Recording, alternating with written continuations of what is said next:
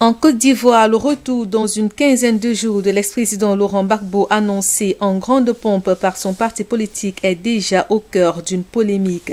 Mardi, le porte-parole du gouvernement ivoirien Amadou Coulibaly a indiqué que la date du 17 juin avancée par le FPI GOR n'a pas fait l'objet d'un choix consensuel. Il a regretté que cette décision ait été prise de manière unilatérale, tout en prévenant que pour le gouvernement, il n'y a pas de date. Le ministre de la Communication a même remis en cause la possibilité de ce retour, déclarant ne pas savoir comment il arriverait le 17 juin si aucune disposition n'a été prise pour l'accueillir. Dans la même lancée, le ministre de la Réconciliation nationale Kwadwo Konan-Bertin, pourtant partie prenante des discussions avec le FPI sur les modalités de ce retour, a assuré selon nos sources ne pas en avoir été informé. Début avril, le président ivoirien Alassane Ouattara avait déclaré que l'ex-président Laurent Gbagbo pouvait rentrer quand il le souhaitait et que ses frais de voyage seraient pris en charge.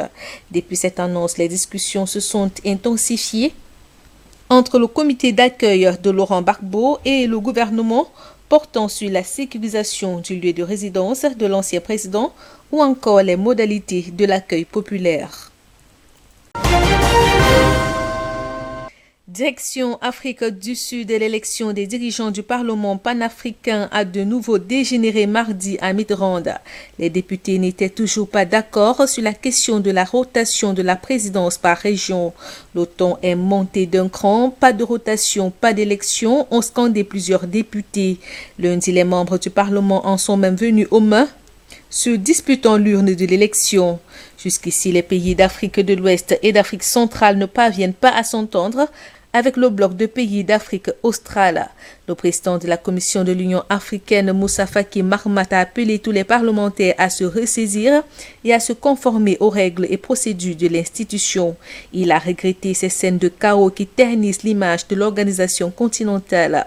Le Parlement panafricain qui siège pendant 3 semaines, 2 fois par an à son siège de Midrand, doit élire un successeur au Camerounais Roger Kododon, qui a effectué 2 mandats de 3 ans à la présidence depuis 2015.